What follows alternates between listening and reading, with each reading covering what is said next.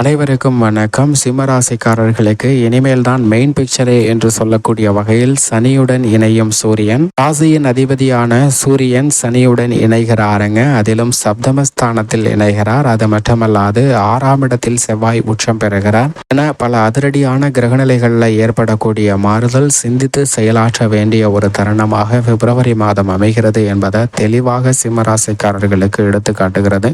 சிம்மராசிக்காரர்களை பொறுத்தவரைக்கும் நன்மை நிறைந்து கிடைக்கக்கூடிய கிரக அமைப்பாக பார்க்கப்படுவது குரு 9ல் இருக்கிறாருங்க.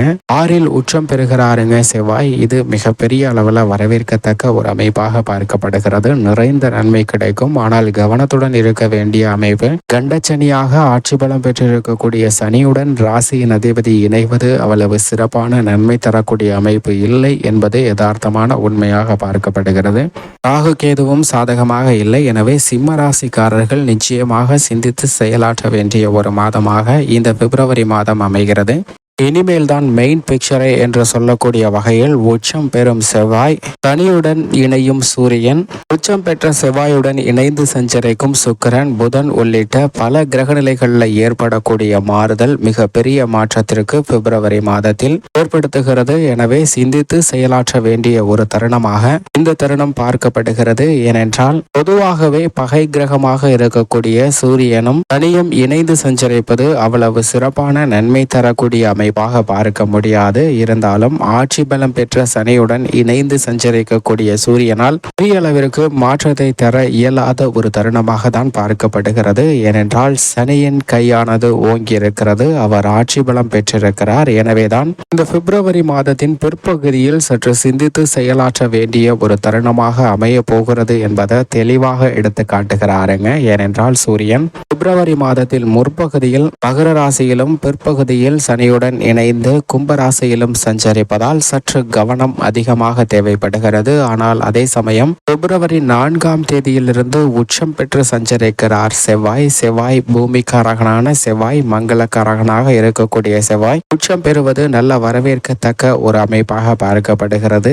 ஏனென்றால் பல காரியங்கள்ல நிறைந்த காரிய வெற்றியை கொடுக்கக்கூடிய வலுவான அமைப்பில் உச்சம் பெறுகிறாருங்க.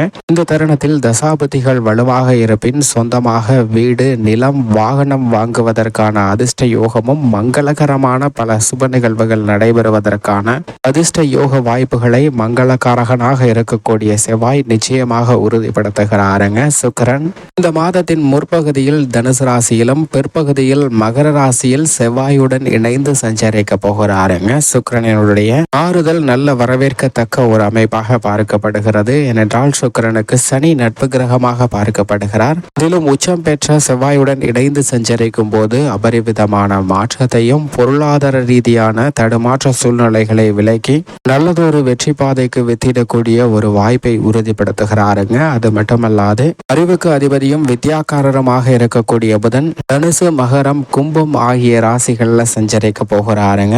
வித்யாக்காரராக இருக்கக்கூடிய புதனின் இந்த மாறுதல் மிகப்பெரிய மாற்றத்திற்கும் சில நேரங்கள்ல சின்ன சின்ன தடுமாற்றத்திற்கும் ஏற்படுத்துவதற்கான வாய்ப்பு இருக்கிறது. புதனின் அமைப்பு காரணமாக சற்று கவனம் அதிகமாக தேவை. சந்திரனின் அமைப்பை பொறுத்த வரைக்கும் அஷ்டமத்தில் சஞ்சரிக்கும் போது மட்டும் சற்று கூடுதல் கவனத்துடன் இருக்க வேண்டும் என்பதை உறுதிப்படுத்துகிறாருங்க. ஏனென்றால் இந்த மாதமானது மிக முக்கியமானதாகவும் மகத்துவமாக நிறைந்த ஒரு மாதமாகவும் பார்க்கப்படுகிறது. சனியுடன் இணையக்கூடிய சூரியனின் அமைப்பு காரணமாக உதாரணமாக ஒரு மாங்கனியை சுவைக்க வேண்டும் என்றால் ஒரு மாமரத்தில் பூ பூர்த்ததற்கு பிறகு அது பிஞ்சாக மாறும். அந்த பிஞ்சு பருவத்தில் அந்த மாங்கனியை சுவைக்க முற்பட்டால் கசப்பு தான் நமக்கு ஏற்படுமே தவிர அதனின் சுவையை உணர்ந்து கொள்ள முடியாது. ஆனால் அதே சமயம் சிறிது காலம் காத்திருந்தால் அது தனியாக மாறுவதற்கு முன்னதாக மாங்காயாக மாறுங்க. அந்த மாங்காயாக இருக்கும் போது அதை சுவைக்க முயற்பட்டால் புளிப்புடன் சேர்ந்த இனிப்பு சுவையும் கொடுக்கக்கூடிய ஒன்றாக இருக்கும். அதுவும் வாழ்வில் நல்ல பலனை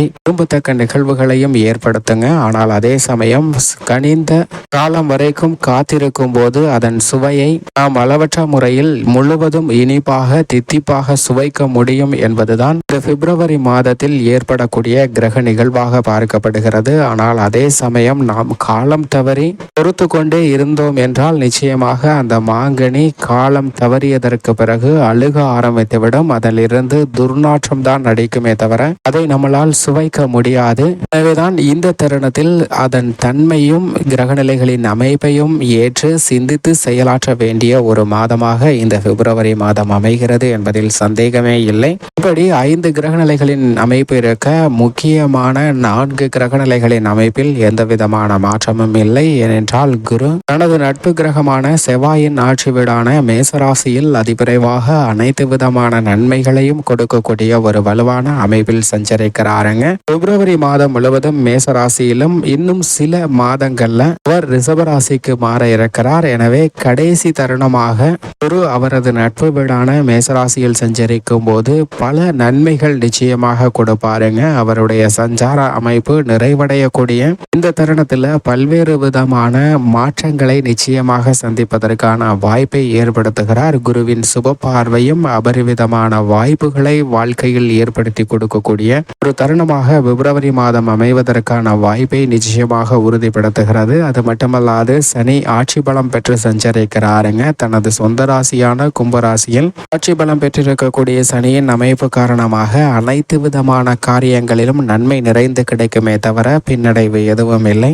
நிழல் கிரகமாக இருக்கக்கூடிய ராகு கேதுவின் அமைப்பை பொறுத்த வரைக்கும் ராகுவும் கேதுவும் தனது சமகிரகமாக இருக்கக்கூடிய குரு மற்றும் புதனின் ஆட்சி வீடாக இருக்கக்கூடிய மீன ராசியில் ராகுவும் கன்னிராசியில் கேதுவும் சஞ்சரிப்பது பல தடைகளை நிவர்த்தி செய்து நல்ல முன்னேற்றத்தை ஏற்படுத்தி கொடுக்கக்கூடிய ஒரு அமைப்பாக பார்க்கப்படுகிறது. பல்வேறு விதமான கடினமான சூழ்நிலைகளை சிந்தித்து செயலாற்றுவதற்கான வாய்ப்பை உருவாக்கி கொடுக்கக்கூடிய ஒரு சூழ்நிலையை நிச்சயமாக நிழல் கிரகங்களாக இருக்கக்கூடிய ராகுவும் கேதுவும் இந்த பிப்ரவரி மாதத்தில் மிகவும் அபரிவிதமாக கொடுக்க போகின்றன. மனித வாழ்வில் மிகப்பெரிய மாற்றத்தை சந்திப்பதற்கான வாய்ப்பிற்கும் வித்திடுகிறது. இப்படி பிப்ரவரி மாதத்தில் கிரகநிலைகளின் அமைப்பு இருக்க சிம்ம ராசிக்காரர்களின் குடும்ப சூழ்நிலையை பொறுத்த வரைக்கும் மற்ற கிரகநிலைகளின் அமைப்பு சாதகமாகவோ சாதகமற்ற மாறினாலும் 9 குரு இருப்பதால் பெரிய அளவிற்கு தடைகள் வந்தாலும் அவற்றை தகர்த்தெறியக்கூடிய வல்லமை நிறைந்து கிடைக்கக்கூடிய ஒரு தருணமாக தான் பார்க்கப்படுகிறது. பல்வேறு வகையான தடைகள் தாமதங்கள் அனைத்தும் விலகி நல்ல முன்னேற்றமும் வெற்றி வாய்ப்பும் நிறைந்து கிடைக்கக்கூடிய ஒரு இனிமையான தருணமாக நிச்சயமாக மாறுகிறது என்பதை சிம்மராசிக்காரர்களுக்கு உறுதிப்படுத்துகிறாருங்க. ஆனால் ஜீவனாதிபதியாக இருக்கக்கூடிய சனி ராசியின் அதிபதியான சூரியனுடன் இணைந்து 7ஆம் இடமாகிய சப்தமஸ்தானத்தில் கண்டச்சனியாக வீற்றிருக்கிறார். எனவே இந்த தருணத்தில் உத்தியோகம் தொழில் ரீதியான பணிகளில் எடுத்தோம் கவுத்தோம் என்று எந்த விதமான காரியத்தையும் செய்யக்கூடாது. அதீத கவனம் தேவை. ஏனென்றால் அஷ்டம ராகுவின் ஆதிக்கமும் அதீதமாக இருக்கிறது. கேதுவும் சாதகமற்ற ஒரு அமைப்பில் இருக்கிறாருங்க. செவ்வாய் உச்சபலம் பெற்று வலுவாக சஞ்சரிப்பது அபரிவிதமான நன்மையை நிச்சயமாக கொடுக்கும். சுக்கிரன் புதனின் அமைப்பு சற்று ஏற்றம் இறக்கம் நிறைந்தவையாக தான் இருக்கிறது. ஆனால் மிக வலுவான நன்மை நிறைந்து கிடைப்பதற்கான வாய்ப்பு செவ்வாய் மற்றும் குருவின் அமைப்பு காரணமாக நிச்சயமாக சிம்ம ராசிக்காரர்களுக்கு உண்டு. எனவே இதை அறிந்து சரியாக செயல்பட்டால் நிச்சயமாக நல்ல பலன் கிடைக்கும். மேலும் சாதகமாக மாற்றிக்கொள்ள சிம்ம ராசிக்காரர்கள் வாரத்தில் வியாழக்கிழமை விரதமிருந்து அருகாமையில் உள்ள விநாயக பெருமாள் ஆலயம் சென்று வழிபாடு செய்யுங்கள். நிறைந்த நன்மையும் முன்னேற்றமும் தங்களுடைய வாழ்வில் இனிதாக கிடைக்கும்.